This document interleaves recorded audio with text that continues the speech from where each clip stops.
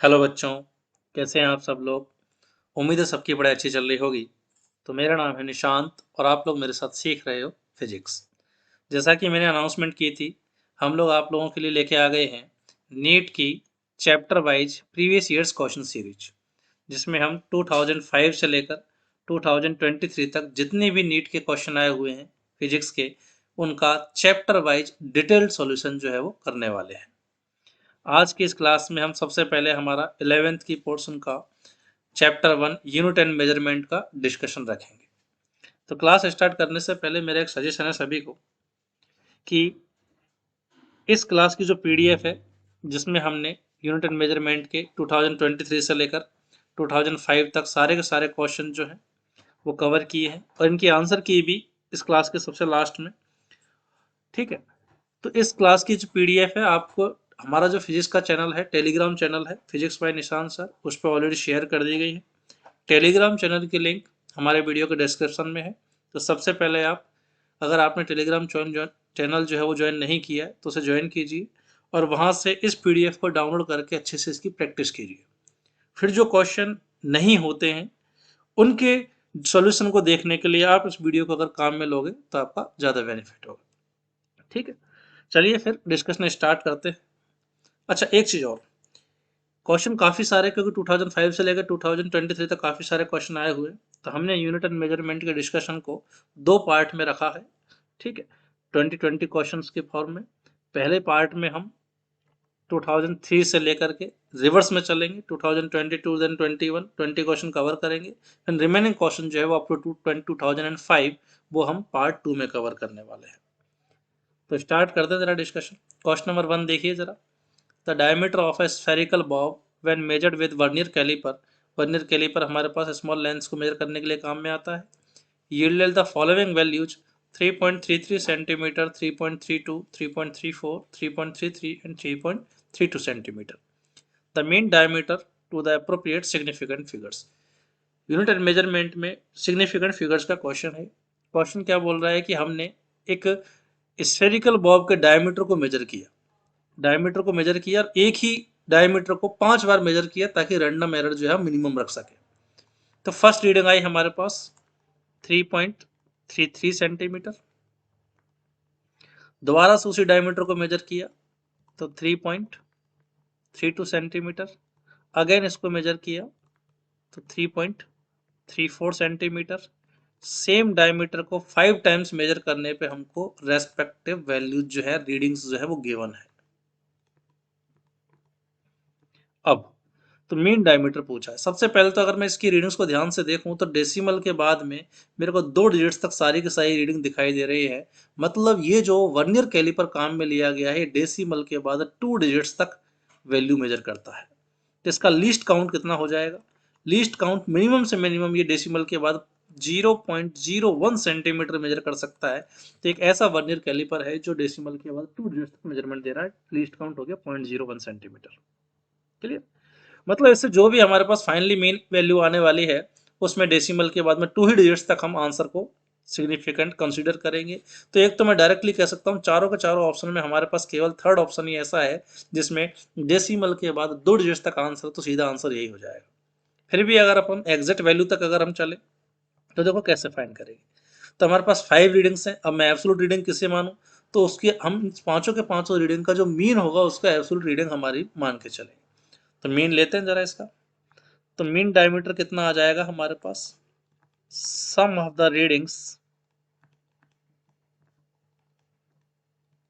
Upon number of the readings. तो सारी readings का सम करते हैं तो ये वैल्यू आ रही है हमारे पास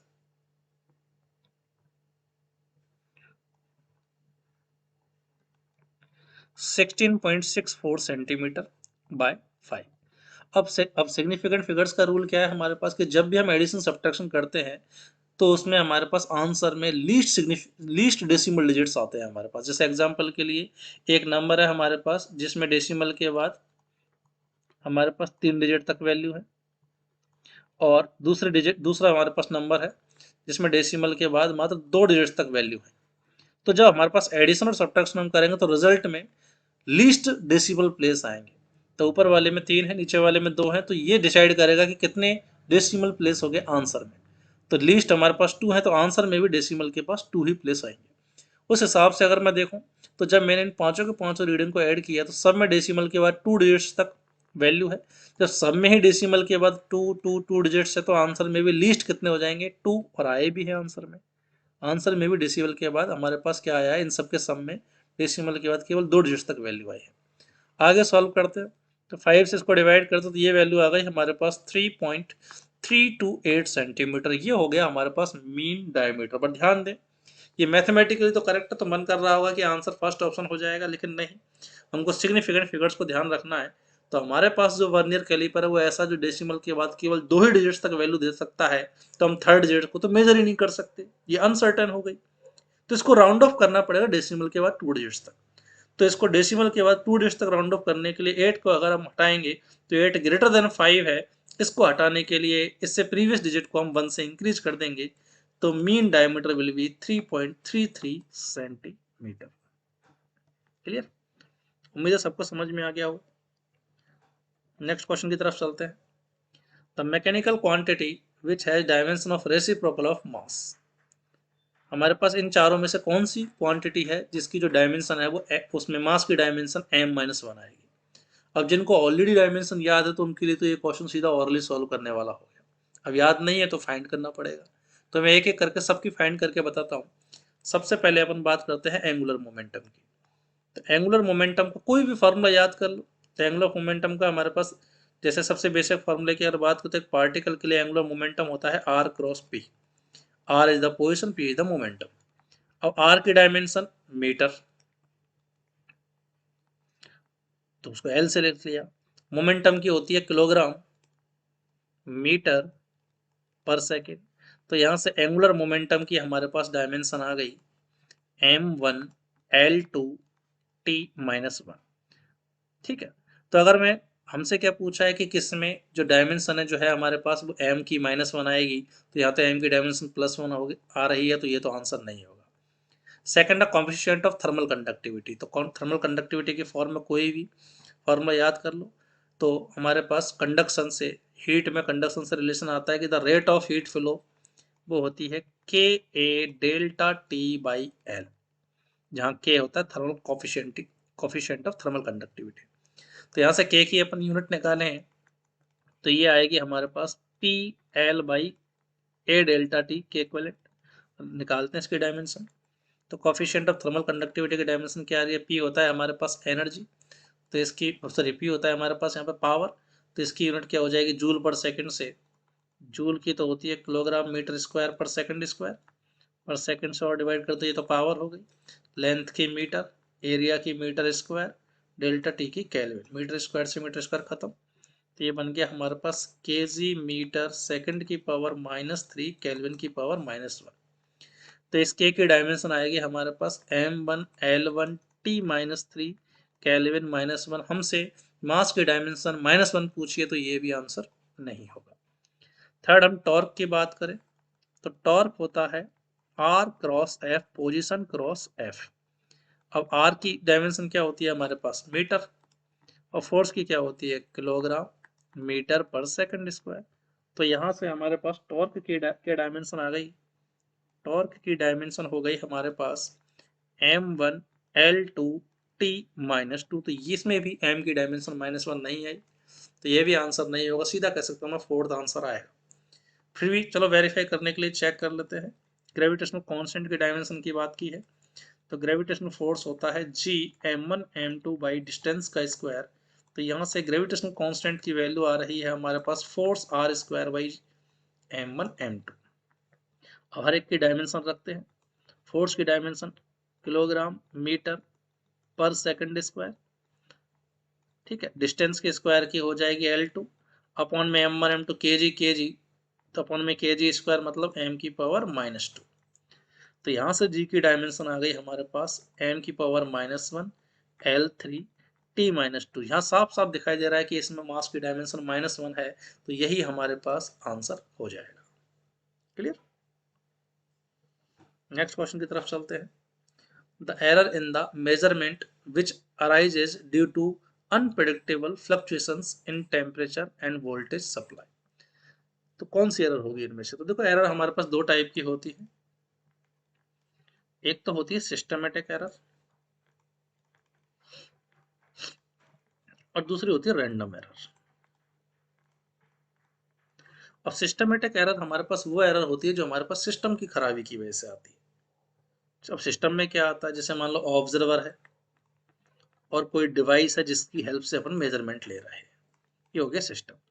अब ऑब्जर्वर की गड़बड़ की वजह से या डिवाइस में खराबी की वजह से हमारे पास अगर कोई एरर आएगी हमारे मेजरमेंट में, तो हम कह देंगे सिस्टमेटिक एरर है, क्योंकि सिस्टम में एरर की वजह से आई है।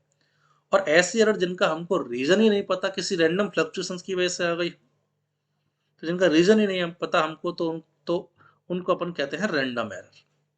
अब सिस्टमेटिक एरर तो ऐसी होती है जिनकी वैल्यू अगर हमको पता लग जाए तो उसको ऐड या सब्ट्रैक्ट करके अपन इसको कंप्लीटली एलिमिनेट कर सकते हैं। बट रैंडम में क्या होता है हमारे पास, इनको अपन कंप्लीटली एरर रिमूव नहीं कर सकते, जिनका कॉज ही नहीं पता उनको क्या ही रिमूव करेंगे। जैसे एग्जांपल के लिए मान लो मैं टाइम मेजर कर रहा हूँ, मेरे पास एक वॉच है जिससे टाइम मेजर किया जा रहा है। अब मेरे को पहले से ही पता है कि मेरी घड़ी जो है वो 5 मिनट आगे या पीछे है, ठीक है। अब मेरी घड़ी जो है वो टाइम बता रही है मान लो 10:10। साफ साफ मैं गारंटी से कह सकता हूँ कि जब मेरी घड़ी आगे या पीछे है मतलब एक्यूरेट तो नहीं है, तो नो डाउट ये जो मैंने टाइम मेजर किया है घड़ी में, ये जो है वो एक्यूरेट नहीं है। लेकिन अगर मुझे इतना पता लग जाए घड़ी कितना पीछे या कितना आगे है, तो मैं इस टाइम में ऐड या सब्ट्रैक्ट करके एग्जैक्ट टाइम बता सकता हूँ। जैसे एग्जाम्पल के लिए मान लो मुझे पता होता है कि मेरी घड़ी जो है वो 5 मिनट पीछे है, मतलब जो भी टाइम मेजर करूंगा उसमें 5 मिनट कम मिलेगा मुझे। अब मैंने टाइम मेजर किया तो उसमें टाइम 10 मिनट्स आया हमारे पास। तो ये मेरी घड़ी में क्या खड़ा हो रही है अभी, ये 5 मिनट पीछे है, 5 मिनट पीछे है, मतलब जो भी टाइम है वो 5 मिनट कम बता रहा है, तो रियल टाइम कितना रहा होगा, 10:15। तो मैंने एग्जैक्टली क्या किया, जो भी एरर है उसको ऐड ऐड करके यहाँ पर एरर को ऐड करके एग्जैक्ट टाइम पता लगा लिया। क्लियर। लेकिन रैंडम एरर ऐसी एरर है जिनका मेरे को कॉज ही नहीं पता, और जिनका कॉज ही नहीं पता उनको कैसे ही अपन कैलकुलेट करें और कैसे उनको एलिमिनेट करें। तो इनको 100% एलिमिनेट तो नहीं कर सकते, बट इनको मिनिमाइज किया जा सकता है। मिनिमाइज करने के लिए अपन क्या करते हैं, मल्टीपल रीडिंग्स लेते हैं। एक ही चीज को अपन एक बार ना मेजर करके बहुत बार मेजर करेंगे। जैसे मान लो रेजिस्टेंस मेजर कर रहे हैं, आई और वोल्टेज को, ओम्स लॉ से रेजिस्टेंस की वैल्यू है V/I। अब रेजिस्टेंस मेजर कर रहे हैं। अब रैंडम एरर को मिनिमाइज करने के लिए अपन क्या करेंगे, रेजिस्टेंस को एक बार ना मेजर करके 20-30 बार मेजर कर लेंगे, फिर उसका जो एवरेज लेंगे उसको अपन हमारी मेजर वैल्यू मान के चलेंगे। उससे क्या होता है, जितने ज़्यादा मल्टीपल रीडिंग्स लेते हैं उनसे हमारा एवरेज जो है वो ट्रू वैल्यू के पास में पहुंच जाता है। अब इसने क्या कहा है कि जिनका रीजन हमको पता नहीं है, अनप्रेडिक्टेबल फ्लक्चुएशंस की वजह से आएंगे, उस एरर को अपन क्या कहते हैं, रैंडम एरर कहते हैं। तो करेक्ट आंसर हो जाएगा हमारे पास थर्ड ऑप्शन। ठीक है, नेक्स्ट क्वेश्चन की तरफ चलते हैं। A metal wire has mass this, gram में दे रखा है, रेडियस दिस mm में है, लेंथ दे रखी है दिस सेंटीमीटर में। The maximum possible percentage error in the measurement of density पूछी, हमारे पास डेंसिटी में एरर कितनी होगी। तो एक वायर के लिए मास दे दिया, रेडियस दे दी, लेंथ दे दी और डेंसिटी पूछी। तो पहले तो मैं डेंसिटी का एक्सप्रेशन निकाल लेता हूँ। किसी वायर के लिए डेंसिटी क्या लिख सकते हैं अपन, ये वायर है हमारे पास, इसकी कुछ लेंथ कुछ रेडियस सिलेंड्रिकल टाइप का हो गया, तो डेंसिटी होती है हमारे पास मास अपॉन वॉल्यूम, और सिलेंडर का वॉल्यूम होता है πr²L। ठीक है, सारे ऑप्शन को देख के लग रहा है स्मॉल एरर, और स्मॉल एरर के केस में अपन क्या लिख सकते हैं, परसेंटेज एरर लिख सकते हैं अपन, percentage rho equal to percentage m minus 2 times percentage r minus percentage l, ये होता परसेंटेज चेंज। लेकिन एरर कभी भी सब्ट्रैक्ट नहीं होती, इसलिए हम हर चीज को क्या लेंगे, पॉजिटिव। रूल भी है हमारे पास, क्या है रूल, कि मान लो कोई क्वांटिटी है हमारे पास a, जो कि है x की पावर p, y की पावर q अपन z की पावर r। तो स्मॉल चेंज के लिए अपन परसेंटेज r सीधा सीधा क्या लिख लेते हैं, ये हो जाएगा percentage x plus percentage y plus percentage z, और हर एक की पावर का मैग्नीट्यूड आगे आ जाएगा। चाहो तो इनको रिलेटिव की फॉर्म में भी लिखा जा सकता है कि a की रिलेटिव एरर, यहाँ से डेल्टा x की relative error plus q y की relative error plus r z की रिलेटिव एरर। मतलब जब कोई भी वेरिएबल हमारे पास, जब हमारे पास मल्टीपल डिवीजन में होते हैं, तो वहाँ एब्सोल्यूट एरर या परसेंटेज एरर को ऐड कर सकते हैं अपन। अब यहाँ अगर अपन देखें तो अपन को डेंसिटी में एरर फाइंड करनी है, तो सबसे पहले मास में एरर लिखते हैं। तो मास में एरर क्या हो जाएगी, मास में परसेंटेज एरर हो जाएगी। मास में एरर 0.002 ग्राम अपन उसकी mean value 0.4 gram into 100, plus radius में परसेंटेज एरर क्या हो जाएगी, तो रेडियस में एरर 0.001 सेंटीमीटर अपॉन उसकी मीन वैल्यू 0.3 सेंटीमीटर इंटू 100। साथ में लेंथ में परसेंटेज एरर क्या हो जाएगी, लेंथ में एरर अपॉन लेंथ की मीन वैल्यू इंटू 100। सॉल्व करते हैं इसको, तो ये वैल्यू आ रही है हमारे पास, ये आ गई हमारे पास 0.2 बाई 0.4 ग्राम से ग्राम कैंसिल, ये आ गया हमारे पास 2 इंटू 0.1 बाई 0.3 प्लस ये वैल्यू आ गई 2/5। सारी यूनिट्स कैंसिल हो चुकी हैं। सॉरी, ये था हमारे पास mm में, है ना, बट फर्क नहीं पड़ेगा क्योंकि दोनों वैल्यू ही mm में है, तो कैंसिल हो जाएंगे यूनिट से यूनिट। तो ये वैल्यू आ गई 0.5% प्लस ये हो गया 2/3 से 0.67% प्लस ये आ गया 0.4%। सबको ऐड करते हैं तो ये वैल्यू आ रही है हमारे पास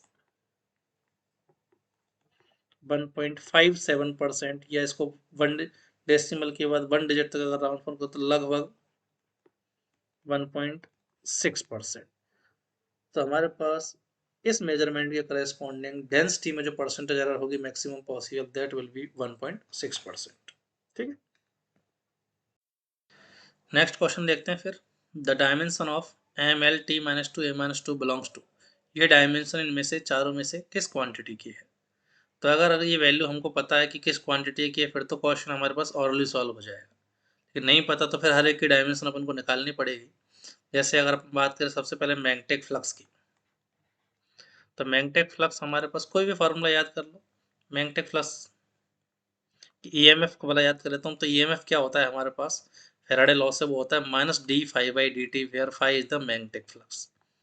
तो यहाँ से ईएमएफ मतलब वोल्ट, और वोल्ट की यूनिट क्या होती है, जूल पर कूलम। फाई की अपन को फाइंड करनी है, ठीक है, टाइम की तो सेकंड है, जूल को फर्दर लिख देता हूँ मैं किलोग्राम मीटर स्क्वायर पर सेकंड स्क्वायर। कूलाम को लिख सकते हैं एम्पियर इनटू सेकंड, एक सेकंड से एक सेकंड खत्म। तो फाई की यूनिट आ गई यहाँ से, फाई की यूनिट आ गई किलोग्राम मीटर स्क्वायर पर सेकंड स्क्वायर इंटू एम्पियर। तो यहाँ से इसकी डायमेंशन हो जाएगी M1L2 T-2 A-1। तो ये डायमेंशन जो है हमारी मैच नहीं हो रही है, तो मैग्नेटिक फ्लक्स तो नहीं है आंसर। सेल्फ इंडक्टेंस की अगर बात करूं तो सेम मैं ईएमएफ का रिलेशन काम में ले लेता हूं, वरना मैग्नेटिक फ्लक्स से देख लो। मैग्नेटिक फ्लक्स होता है सेल्फ इंडक्टेंस इनटू करंट। तो यहाँ से एल की डायमेंशन क्या आ जाएगी, φ/I। बस फ्लक्स की मैं एम्पियर और डिवाइड कर देता हूँ। तो सेल्फ इंडक्टेंस की डायमेंशन आ गई हमारे पास M1L2 T-2, एक एम्पियर और डिवाइड होगा तो ये बन जाएगा A-2। ये भी मैच नहीं कर रहा है। मैग्नेटिक परमिएबिलिटी की अगर अपन बात करें थर्ड, तो कोई भी रिलेशन याद करते हैं इसमें हमारे पास मैग्नेटिक परमिएबिलिटी आती हो, जैसे उससे पहले एक बार इलेक्ट्रिक परमिटिविटी देख लेते हैं। तो इलेक्ट्रिक परमिटिविटी एप्सिलॉन नॉट की यूनिट क्या आएगी हमारे पास, तो देखो कूलॉम फोर्स होता है 1/4 epsilon naught Q1 Q2 by R square. तो यहाँ से इलेक्ट्रिक परमिटिविटी की यूनिट आ गई Q1 Q2 by F R square. अब ऊपर तो बन गया कूलॉम स्क्वायर, नीचे हो गया न्यूटन इंटू मीटर स्क्वायर। तो परमिटिविटी की यूनिट निकालने के लिए कूलॉम को लिख सकते हैं एम्पियर सेकंड, तो ये बन जाएगा ampere square second square. Newton को किलोग्राम मीटर पर second square into metre square. तो ये यूनिट आ गई ए स्क्वायर सेकंड की power 4 by K G metre की पावर 3। तो एप्सिलॉन नॉट की डायमेंशन आ गई हमारे पास M-1 L-3 A2 T4 A2। ये भी हमारे पास ऑप्शन में मैच नहीं कर रहा, तो नो डाउट यहाँ से आंसर थर्ड हो जाएगा। फिर भी अगर वेरीफाई करने के लिए जरा इसकी वैल्यू निकालते हैं, तो मैग्नेटिक परमिएबिलिटी, तो स्पीड ऑफ लाइट होती है हमारे पास 1/√μ0 एप्सिलॉन नॉट। देखो मैं कह सकता हूँ चारों आप पर डायमेंशन फाइंड करने के लिए आप कोई भी रिलेशन जो आपको याद हो ना उसको निकाल सकते हो, उसको काम में ले सकते हो, क्योंकि कोई भी इक्वेशन अगर हमारे पास करेक्ट है तो वो डायमेंशन के हिसाब से भी करेक्ट होगी ही होगी। तो मैं किसी भी फॉर्मूले से डायमेंशन निकाल सकता हूँ, जरूरी नहीं है आप यही फॉर्मूले काम में लो। तो यहाँ से अगर मेरे को म्यू नॉट की डायमेंशन निकालने तो ये हो जाएगा हमारे पास म्यू नॉट की वैल्यू हो जाएगी यहाँ से सी स्क्वायर हो गया 1/μ0 एप्सिलॉन नॉट। तो म्यू नॉट की डायमेंशन आ गई हमारे पास 1/c² into mu epsilon not. अब सी स्क्वायर की यूनिट क्या हो जाएगी, सी होता है मीटर पर सेकंड स्पीड ऑफ लाइट, तो metre square second square. Epsilon naught की यूनिट ये रही, इसका रेसिप्रोकल लिखना है अपन को, तो ये बन जाएगा kg metre cube by second की पावर 4 a स्क्वायर। तो इसकी यूनिट आ गई हमारे पास निकल के kg मीटर स्क्वायर से मीटर स्क्वायर खत्म, मीटर बच गया, अपॉन में सेकंड स्क्वायर से 2 सेकंड स्क्वायर खत्म a स्क्वायर। तो यहाँ से मैग्नेटिक परमिएबिलिटी की डायमेंशन आ गई m1 l1 t-2 a-2, यही हमको गिवन है तो यही आंसर हो जाएगा। अब देखो जिसको ये डायमेंशन अगर याद है तो उसके लिए तो ये question with in second solve होने वाला है। अब जिसको नहीं याद तो आराम से 1 मिनट इजीली खा जाएगा, क्योंकि सारी की सारी डायमेंशन ऐसी हैं इनको सॉल्व करने में टाइम लगेगा। ठीक है, नेक्स्ट चलते हैं अपन क्वेश्चन नंबर 6 की तरफ। Plane angle and solid angle है। देखो प्लेन एंगल और सॉलिड एंगल हमारे पास सप्लीमेंट्री यूनिट्स होती है, दोनों की ही अगर अपन बात करें तो प्लेन एंगल को कैसे डिफाइन किया गया है। प्लेन एंगल होता है हमारे पास theta equal to arc upon radius, किसी सर्कल के रिगार्डिंग ये उसकी रेडियस, ये आर्क की लेंथ है, तो हो गया आर्क अपॉन रेडियस। दोनों की ही यूनिट मीटर मीटर तो खत्म हो जाएगी हमारे पास, तो कोई भी ऐसा यूनिट तो नहीं बचेगी, बट अपन ने इसको एक सप्लीमेंट्री यूनिट दे रखी है रेडियन। अब इसके पास कोई भी डायमेंशन नहीं होती क्योंकि एल अपन मीटर से एल अपन एल खत्म, तो इसके पास यूनिट तो है बट डायमेंशन नहीं है। सिमिलरली अगर बात करें सॉलिड एंगल की, तो मान लो कोई एरिया है ए, ये किसी पॉइंट पर ये जो एंगल बना रहा है प्लेन में इसको अपन कहते हैं सॉलिड एंगल। इसको डिफाइन किया गया है एरिया अपॉन रेडियस का स्क्वायर से, तो मीटर स्क्वायर अपन मीटर स्क्वायर दोनों खत्म, कोई भी डायमेंशन इसकी भी नहीं होगी, बट इसको यूनिट दे रखी है स्टेरेडियन। वैसे तो ये मैंने ऑलरेडी प्लेन एंगल और सॉलिड एंगल नाम से हमारे चैनल पे एक वीडियो ऑलरेडी मैथमेटिकल टूल्स में अपलोड कर रखी है, वहाँ से भी इनको रेफर कर सकते हैं और डिटेल में भी हमने इसको बताया हुआ है। ठीक है, तो दोनों के दोनों हमारे पास ऐसी क्वांटिटी है जिनके पास सप्लीमेंट्री यूनिट्स तो है बट डायमेंशन नहीं है, तो इनका आंसर क्या हो जाएगा, यूनिट्स बट नो डायमेंशन, ये करेक्ट हो जाएगा। हमारे पास dimension but no units, but dimension तो नहीं है इसके पास, no units and no dimension, नहीं भाई यूनिट है इसके पास, तो करेक्ट आंसर हो जाएगा यूनिट्स तो है इनके पास बट डायमेंशन नहीं है। ठीक है, नेक्स्ट क्वेश्चन की तरफ चलते हैं। Match list 1 with list 2। हमारे पास ये चार क्वांटिटी है, उनके डायमेंशन को अपन को मैच कराना है। सबसे पहले क्या है, ग्रेविटेशनल कांस्टेंट, निकालते जरा इसकी यूनिट। जरा उससे पहले देख लेते हैं ग्रेविटेशनल पोटेंशियल एनर्जी। देखो फास्ट कैसे करेंगे इस क्वेश्चन को, पहले तो वो देखते हैं। ग्रेविटेशनल पोटेंशियल एनर्जी मतलब एनर्जी, और एनर्जी की यूनिट क्या होती है हमारे पास, किलोग्राम मीटर स्क्वायर पर सेकंड स्क्वायर, तो ये हो गया फोर्थ, तो बी में तो होगा फोर्थ। एक और कोई मैच कर लेते हैं, ग्रेविटेशनल इंटेंसिटी। ग्रेविटेशनल इंटेंसिटी क्या होती है हमारे पास, gravitational force per unit mass. अब फोर्स अपॉन मास तो एक्सेलरेशन ही हो गया, तो यूनिट आ जाएगी मीटर पर सेकंड स्क्वायर। तो ऐसा ऑप्शन ढूंढो जिसमें बी में आ रहा है 4, तो बी में 4 यहाँ भी आ रहा है, यहाँ भी आ रहा है। अब डी वाला चेक करो, डी में 3 आना चाहिए, डी में यहाँ तो 3 नहीं है बट यहाँ है, तो करेक्ट आंसर हो जाएगा हमारे पास 4। क्लियर। फिर भी अगर हमको वेरीफाई करना है तो हम बाकी का भी आंसर निकाल के चेक कर लेते हैं। जैसे ग्रेविटेशनल पोटेंशियल, ग्रेविटेशनल पोटेंशियल क्या होता है हमारे पास, potential energy per unit mass. अब एनर्जी की डायमेंशन ये रही, इसको m से और डिवाइड करो तो m से m खत्म हो जाएगा, केवल बच जाएगा L2T-2, तो इसमें आ जाएगा 1 हमारे पास।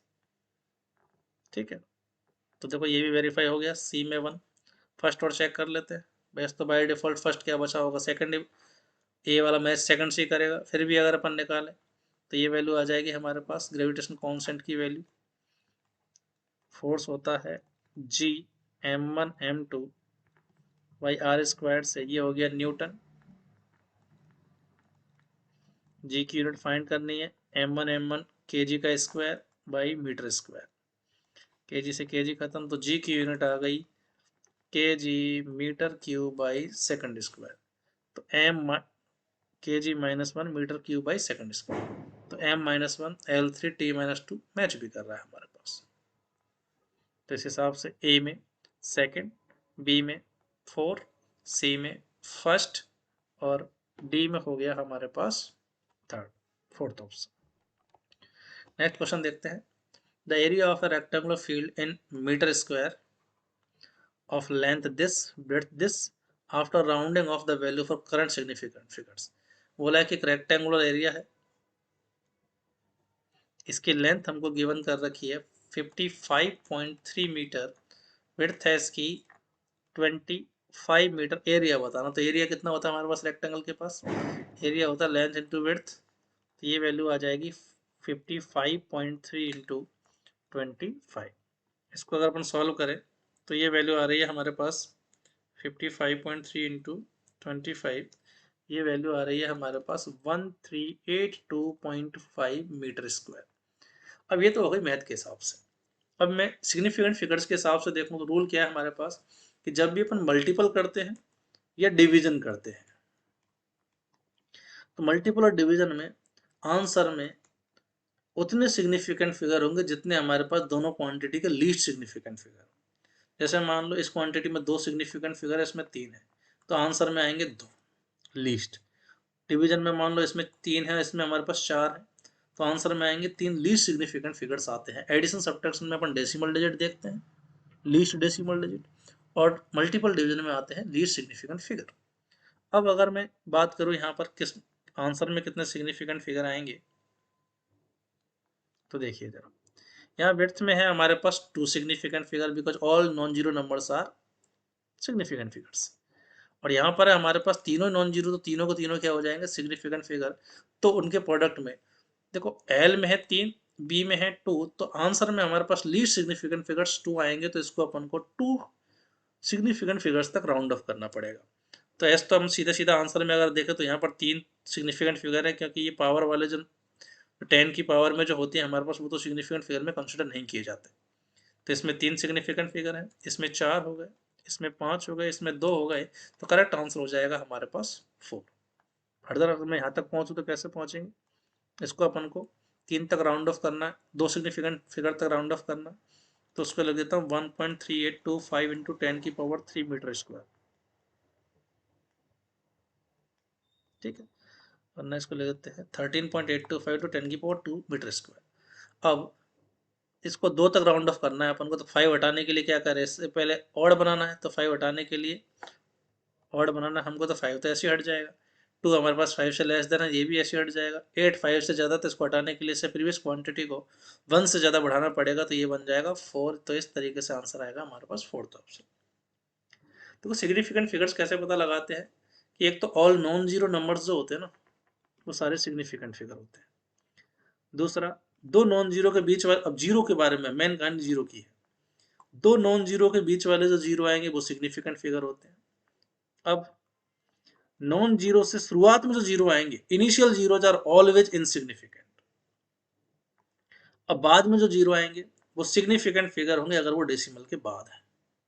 तो रूल क्या है, नॉन जीरो हमेशा सिग्निफिकेंट, बीच वाले हमेशा सिग्निफिकेंट फिगर, इनिशियल कभी सिग्निफिकेंट फिगर नहीं होंगे, बाद वाले कब सिग्निफिकेंट होंगे, जब वो डेसिमल के बाद आएंगे। ठीक, नेक्स्ट क्वेश्चन नंबर 9 की तरफ चलते हैं। The physical quantity that has the same dimensional formula as pressure, इन चारों में से किस क्वांटिटी की जो डायमेंशन है वो प्रेशर के ही बराबर है हमारे पास। तो प्रेशर की डायमेंशन क्या होती है, प्रेशर होता है न्यूटन पर मीटर स्क्वायर।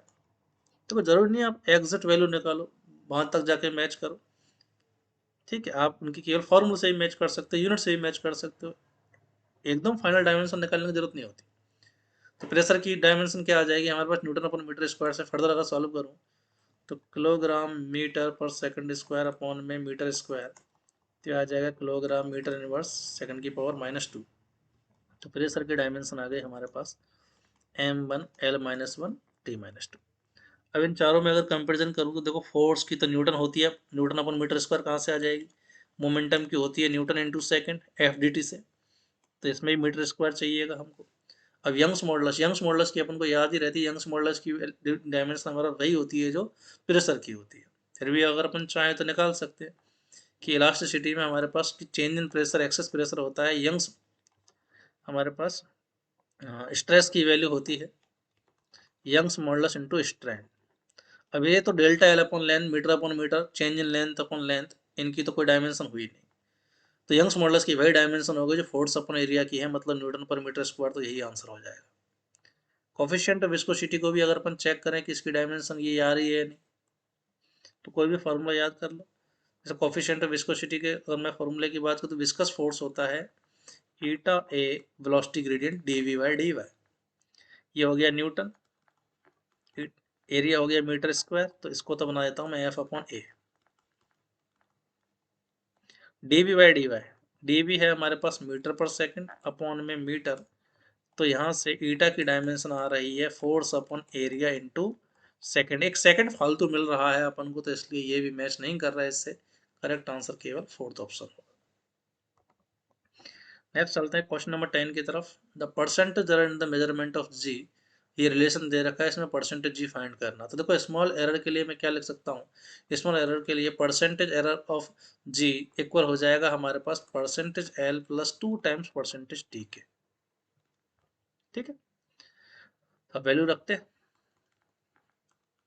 तो परसेंटेज एल कैसे निकालेंगे। देखो कोई भी क्वांटिटी एक्स को लिखा जाता है एक्स की मीन वैल्यू प्लस माइनस उसमें एरर, तो यहाँ से अगर मैं देखूँ तो एल में एरर तो कितनी हो गई 0.1 सेंटीमीटर अपन एल की value 10 centimetre into 100 plus 2, percentage T निकालना तो टाइम में एरर, टाइम की मीन वैल्यू इंटू 100, तो ये वैल्यू आ गई हमारे पास सेंटीमीटर से सेंटीमीटर खत्म 1 प्लस 2 से टोटल 3%, तो ग्रेविटेशनल एक्सेलेरेशन के मेजरमेंट में 3% की एरर रही होगी।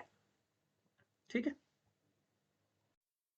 ये रिलेशन कहाँ से आ रहा है देखो फिर से बता दूँ, तो जैसे यहाँ पे जी जो है हमारे पास 4 pi square L upon T square, तो यहाँ से कॉन्सेंट तो गया हमारे पास। अब मल्टीपल डिवीजन में क्या कर सकते हो, रिलेटिव एरर को भी ऐड कर सकते हो, परसेंटेज को भी ऐड कर सकते हो। तो अपन को परसेंटेज निकालने, तो मैंने सीधा परसेंटेज को ऐड कर दिया, percentage G equal to percentage L plus percentage T, अब जो भी पावर उनके साथ रख दी रेस्पेक्टिव पावर। एक बार मैं रूल फिर से बता देता हूँ, अगर मान लो जेड जो है हमारे पास दो क्वांटिटी के एडिशन या सब्ट्रैक्शन की फॉर्म में होती है, बाहर मान लो कोई कॉन्सेंट भी है कि, तो इनकी मीन वैल्यू निकालने के लिए तो अपन क्या करेंगे, एक्स की मीन वैल्यू और वाई की मीन वैल्यू इसमें रख दूँ तो जेड की मीन वैल्यू आ जाएगी। एरर निकालने के लिए क्या होता है हमारे पास, एडिशन सब्ट्रैक्शन में एब्सोल्यूट एरर निकलती है हमारे पास, और उसके लिए क्या करते हैं अपन, दोनों की एरर्स को डायरेक्ट ऐड कर देते हैं। हाँ, अगर मल्टीपल में कॉन्सेंट है तो वो भी साथ में पड़ा रहता है। एरर कभी भी नेगेटिव नहीं होते, चाहे मैं यहाँ पर माइनस रखूँ तो भी एरर ऐड ही होंगी। लेकिन अगर मल्टीपल डिवीजन की बात करूँ, तो मल्टीपल डिवीजन में क्या होता है, यहाँ एब्सोल्यूट एरर ऐड होती है। डेल्टा जेड बाई जेड को लिख सकते हैं delta X by X plus delta Y by Y, power की साथ में आ जाएंगी, केवल मैग्नीट्यूड मैग्नीट्यूड आएंगे क्योंकि अपन को एरर को हमेशा ऐड करना है। यहाँ कॉन्सेंट का कोई लेना देना नहीं होता। इन्हीं को 100 से मल्टीपल कर दूँ तो यही परसेंटेज एरर बन जाएंगी, percentage Z equal to P into percentage X plus Q into percentage Y, ये रिलेशन यहाँ पे काम में लिया हुआ है। नेक्स्ट क्वेश्चन की तरफ चलते हैं। If E and G respectively denotes energy and gravitational constant, then E और G E by G की डायमेंशन क्या होगी। देखो सिंपल क्वेश्चन है, E है हमारे पास एनर्जी, तो एनर्जी की डायमेंशन तो क्या होती है किलोग्राम मीटर स्क्वायर पर सेकंड स्क्वायर, और ग्रेविटेशनल कांस्टेंट की डायमेंशन से इसको डिवाइड करना, थोड़ी देर पहले ही अपन ने ग्रेविटेशनल कांस्टेंट की डायमेंशन निकाली थी, ये रही हमारे पास m-1 L3 T-2,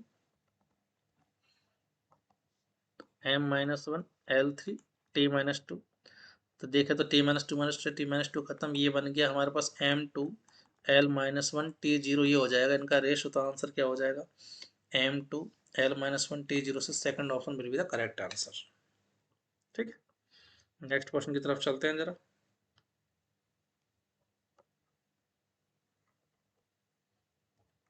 question number 12, a screw gauge gives the following readings when used to measure the diameter of a wire। Main scale reading है उसकी 0 mm, सर्कुलर स्केल की रीडिंग है 52 divisions, given that 1 mm of main scale corresponding to 100 divisions on circular scale, the diameter of the wire पूछा है हमारे पास कितना होगा। तो पहले तो समझते हैं वर्नियर कैलिपर स्क्रू गेज कैसे मेजर करता। तो स्क्रू गेज में हमारे पास क्या होते हैं,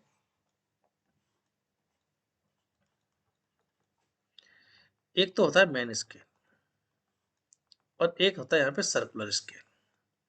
मेन स्केल के एक डिवीजन को अपन कह देते हैं मेन स्केल डिवीजन MSD, और सर्कुलर स्केल पे जो एक डिवीजन होगा उसको CSD कह देते हैं। वही सर्कुलर स्केल डिवीजन इसकी लीस्ट काउंट के भी बराबर होता है। अब इस पे मान लो बहुत सारे डिवीजन बने हुए हैं, बहुत सारे, मान लो टोटल n डिवीजन है। तो स्क्रू गेज की लीस्ट काउंट होती है सर्कुलर स्केल, इसकी लीस्ट काउंट होती है मेन स्केल डिवीजन, इसको पिच भी बुलाते हैं अपन, number of division on circular scale.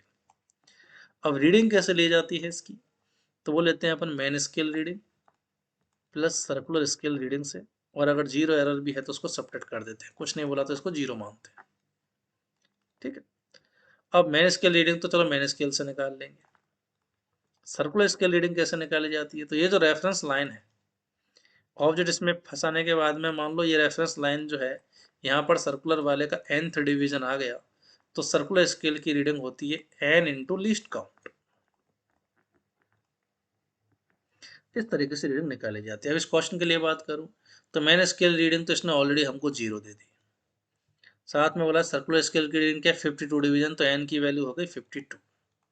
Zero error की कहीं भी कोई बात की नहीं है, बस लीस्ट काउंट निकालना। तो लीस्ट काउंट के रिगार्डिंग क्या दे रखा है उसने, given that 1 mm of main scale, मतलब मेन स्केल का 1 mm करेस्पॉन्डिंग टू 100 डिवीजन।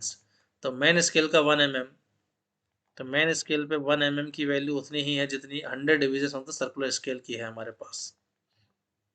ठीक है, तो main 1 mm of main scale, तो MSD की वैल्यू तो इसने दे दी हमारे पास, मेन स्केल डिवीजन की तो वैल्यू 1 mm, और साथ में क्या बोला 100 डिवीजन से हमारे पास सर्कुलर स्केल पे, तो लीस्ट काउंट की वैल्यू आ गई MSD अपॉन 100 से 1 mm बाई 100। तो रीडिंग की वैल्यू आ गई 0.52 mm, इतनी रीडिंग रही होगी हमारे पास 0.52 mm। और कोई भी आंसर mm में नहीं है तो सीधा आंसर देने में जल्दीबाजी ना करें, सेंटीमीटर में कन्वर्ट कर लेना है।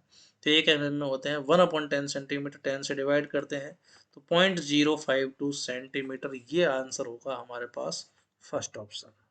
ठीक है, नेक्स्ट क्वेश्चन की तरफ चलते हैं जरा। Question number 13, a force F, acceleration a, time t are chosen as the fundamental physical quantities, तो डायमेंशन ऑफ एनर्जी क्या होगी। ठीक है, अब बोल रहा है कि मैं MLT की बजाय फोर्स, एक्सीलरेशन और टाइम को फंडामेंटल मान लूँ तो एनर्जी की डायमेंशन क्या होगी। मैं मान लेता हूँ चलो फोर्स की पावर x, एक्सीलरेशन की पावर y और टाइम की पावर z जो है, ये डायमेंशन आ रही है हमारे पास एनर्जी की। अब अगर एक्स वाई जेड की वैल्यू पता लग जाए तो इजीली हमारे पास एनर्जी की डायमेंशन आ जाएगी। तो पहले तो अपन इसका डिटेल मेथड समझ लेते हैं कि किस तरीके से इसको सॉल्व किया जाता है, फिर इसके इसकी शॉर्ट ट्रिक भी समझेंगे। तो कोई एनर्जी की डायमेंशन क्या लिख सकते हैं अपन, किलोग्राम मीटर स्क्वायर पर सेकंड स्क्वायर। फोर्स की डायमेंशन होती है किलोग्राम मीटर पर सेकंड स्क्वायर, यहाँ होल पावर एक्स। एक्सेलेरेशन की होती है मीटर पर second square whole power Y हो गई। टाइम की तो टाइम ही है, तो यहाँ से मैं m1 l2 t-2 को लिख सकता हूँ। m की पावर x, l की पावर यहाँ से x आएगी, यहाँ से y आ जाएगी, टाइम की पावर यहाँ से -2x, -2y, यहाँ से z। अब अगर बेस सेम है तो पावर भी सेम होती है, तो m की पावर x है, यहाँ x की, यहाँ m की पावर 1 है, तो x की वैल्यू तो 1 आ गई। सिमिलरली l की पावर यहाँ 2 है, यहाँ l की पावर है x प्लस वाई, x की वैल्यू 1 रख दी तो y की वैल्यू भी यहाँ से 1 आ गई। t की पावर है -2, यहाँ t की पावर है -2x 2y plus Z, solve करते तो जेड की वैल्यू आ गई 2। मतलब मैं एनर्जी को लिख सकता हूँ f की पावर 1, a की पावर 1, t की power 2। This will be our answer. Clear. तो इस तरीके से मैंने एनर्जी को f, a और t को फंडामेंटल मानते हुए उनकी फॉर्म में लिख दिया। अब ये तो हो गया सिंपल मेथड। अब इसकी वजह अगर कैसे करें अपन, तो अपन को एनर्जी तो बनानी है फोर्स, एक्सेलरेशन और टाइम की फॉर्म में। तो कोई भी रिलेशन काम में लो, क्योंकि कोई भी फॉर्मूला जो है हमारे पास अगर वो करेक्ट है तो वो डायमेंशनली भी करेक्ट होता है। तो एनर्जी का याद करें तो एनर्जी का फॉर्मूला होता है हमारे पास, एनर्जी की यूनिट वही होती है जो वर्क की होती है, तो मतलब F इंटू एस। जो फोर्स इंटू डिस्प्लेसमेंट की यूनिट होगी वही एनर्जी की होगी। यहाँ से तो फोर्स आ गया। अब डिस्प्लेसमेंट को एक्सेलरेशन और टाइम में कन्वर्ट करने के लिए डिस्प्लेसमेंट को सेकंड इक्वेशन से लिख सकता हूँ ½ a t स्क्वायर। तो डिस्प्लेसमेंट की डायमेंशन वही होगी जो a t स्क्वायर की है। तो इस तरह से मैंने पूरी एनर्जी को फोर्स, एक्सेलरेशन और टाइम में कन्वर्ट कर दिया। तो यहाँ से F1A1T² आ गया सीधा सीधा, सिंपल। और जहाँ आपको ऐसा हिट कर जाए फिर तो तुरंत आंसर आ जाएगा, हिट ना करे तो आप ये पूरा डिटेल मेथड जो है वो काम में ले सकते हो। नेक्स्ट चलते हैं अपन डायमेंशन ऑफ स्ट्रेस। स्ट्रेस की डायमेंशन क्या होती है? देखो, स्ट्रेस होता है हमारे पास restoring force develop in a body per unit area. अब फोर्स की यूनिट तो न्यूटन, एरिया की मीटर स्क्वायर। फर्दर सॉल्व करें तो किलोग्राम मीटर पर second square upon metre square से किलोग्राम मीटर -1 सेकंड -2 या M1L-1 T-2 वही डायमेंशन आ गई जो प्रेशर की आती है। तो M1L-1 T-2 third option will be the correct answer. ठीक है, क्वेश्चन नंबर 15 की तरफ चलते हैं। Taking into account of the significant figures what is the value of this. अब देखो, अभी थोड़ी देर पहले ही मैंने बताया था कि एडिशन सब्ट्रैक्शन में अपन डेसिमल डिजिट देखते हैं, but multiple division, addition subtraction में अपन डेसिमल डिजिट देखते हैं, बट मल्टीपल्स और डिवीजन में अपन सिग्निफिकेंट फिगर्स देखते हैं। तो यहाँ हमारे पास 9.99 में है टोटल डेसिमल के बाद 2 प्लेस, और यहाँ है डेसिमल के बाद 4 प्लेस। तो आंसर में लीस्ट डेसिमल प्लेस आएंगे, मतलब 2 आएंगे। अब ऑप्शन देखते हैं ऐसा क्या है। केवल फर्स्ट ऑप्शन ऐसा जिसमें हमारे पास डेसिमल के बाद 2 प्लेस आ रहा है, तो यही आंसर हो जाएगा। फिर भी अगर अपन एग्जैक्ट मैथमेटिकली आंसर निकालना चाहें तो 9.99 में से 0.0099 सब्ट्रैक्ट करें तो ये वैल्यू आती है हमारे पास 9.9801। अब इसको राउंड ऑफ करना पड़ेगा अपन को लीस्ट डेसिमल डिजिट 2 तक। तो 1 को हटाने के लिए सोचना ही नहीं है, 0 को हटाने के लिए भी कोई सोचने की जरूरत नहीं है, ये आंसर आ जाएगा। ठीक। Next question number 16। A screw gauge has least count this and there are 50 divisions in the circular scale. तो पिच पूछा है। थोड़ी देर पहले अपन ने रिलेशन पढ़ा कि स्क्रू गेज की लीस्ट काउंट होती है उसका मेन स्केल डिवीजन या फिर pitch upon number of divisions on circular scale. तो यहाँ से लीस्ट काउंट दे रखी है 0.01 mm, पिच हमसे पूछी है, सर्कुलर स्केल डिवीजन दे रखे हैं अपन को 50। तो सीधा सीधा यहाँ से पिच की वैल्यू आ गई हमारे पास, ये आ गया हमारे पास 0.5 mm, इतनी पिच रही होगी। ठीक है, नेक्स्ट आगे चलते हैं अपन क्वेश्चन नंबर 17 की तरफ। The angle of 1 minute arc in radian is nearly equal to. देखो बेट, ये चीज, ये क्वेश्चन जो मैंने ऑलरेडी एक वीडियो आई थी हमारी मैथमेटिकल टूल्स की, ट्रिग्नोमेट्री की, वहाँ इसको ऑलरेडी कवर किया हुआ, डिटेल में कवर किया हुआ, कैसे 1 मिनट आर्क, 1 सेकंड आर्क या फिर 1 डिग्री को किस तरीके से रेडियन डिग्री ग्रेडियन में कन्वर्ट करते हैं अपन, सारी सारी बात हम ऑलरेडी कर चुके हैं। अब चाहे तो चैनल पर मैथमेटिकल टूल्स में ट्रिग्नोमेट्री के हमारे पास ऑलरेडी ऑलरेडी एक वीडियो अपलोडेड है, उसको भी आप देख सकते हो। फिर भी यहाँ पर अपन उसका डिटेल सॉल्यूशन देखें तो क्या होता है हमारे पास, मैं एक बार कुछ रिलेशन बता देता हूँ। 1 डिग्री में होते हैं हमारे पास 60 मिनट एंगल, ये टाइम वाला मिनट नहीं, एंगल वाला मिनट है। और 1 मिनट एंगल में होते हैं 60 सेकेंड। साथ में डिग्री को रेडियन में कन्वर्ट करने के लिए अपन को मल्टीपल करना होता है π/180 से। ठीक है, अब कन्वर्ट करते हैं। तो इसने एंगल दे रखा है 1 मिनट। 1 मिनट को अगर मैं डिग्री में कन्वर्ट करूं तो 60 मिनट में होते हैं 1 डिग्री, तो 1 मिनट में हो जाएंगे 1/60 डिग्री। ये तो डिग्री में आ गया, हमसे पूछा रेडियन में। तो रेडियन में अगर मैं बात करूं तो ये वैल्यू कितनी आ जाएगी, रेडियन, डिग्री को रेडियन में कन्वर्ट करने के लिए इसको π/180 से मल्टीपल कर दीजिए, तो ये वैल्यू आ गई रेडियन में। अब इसको सॉल्व करते हैं अपन, तो पाई को डिवाइड करते हैं अपन 60 देन 180 से, तो ये वैल्यू आ रही है हमारे पास 2.908 into 10⁻⁻⁴ radian. Further round of कर तो ये वैल्यू आ रही है 1 मिनट की 2.91 इंटू 10⁻⁻⁴ रेडियन। तो 1 मिनट ऑफ आर की वैल्यू हो गई 2.91 इंटू 10⁻⁻⁴, फर्स्ट ऑप्शन। ठीक है, ऐसे अगर मान लो 1 सेकंड को कन्वर्ट करना होता तो 1 सेकंड में होते हैं हमारे पास, कैसे कन्वर्ट करेंगे, 60 सेकंड में 1 मिनट होते हैं, तो 1 सेकंड में हो जाएंगे 1/60 मिनट।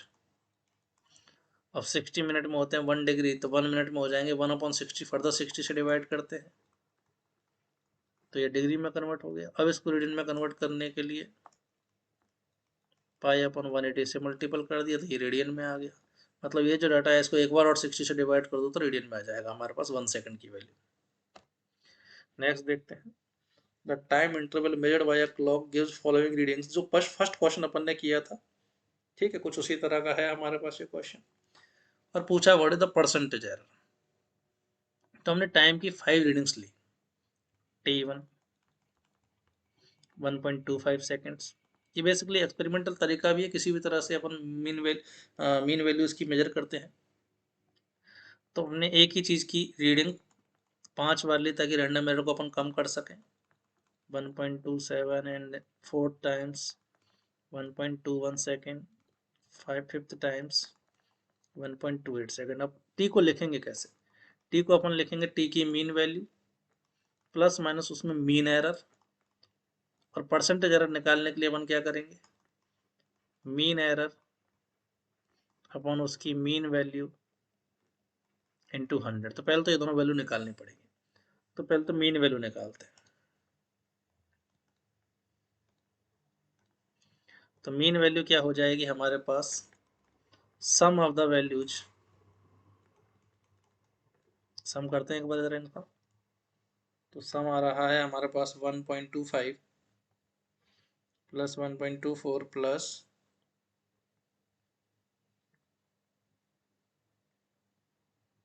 सम आ गया हमारे पास 6.25 अपॉन नंबर ऑफ डिजिट्स हो गई 5 seconds.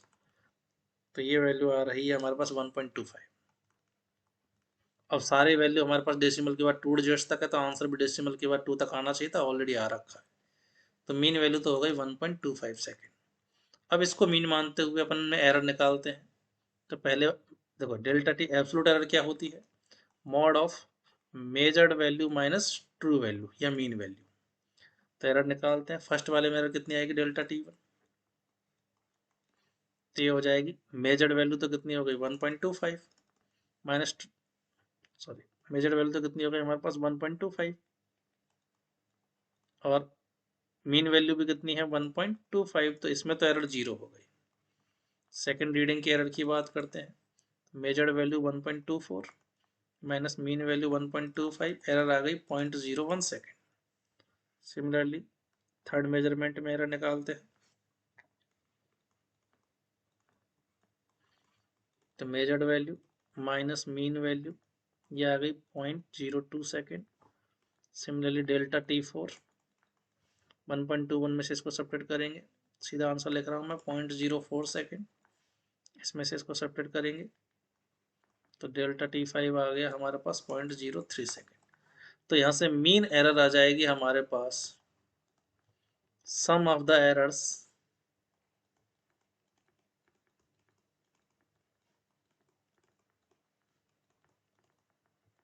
Upon number of the errors. तो ये वैल्यू हो गई हमारे पास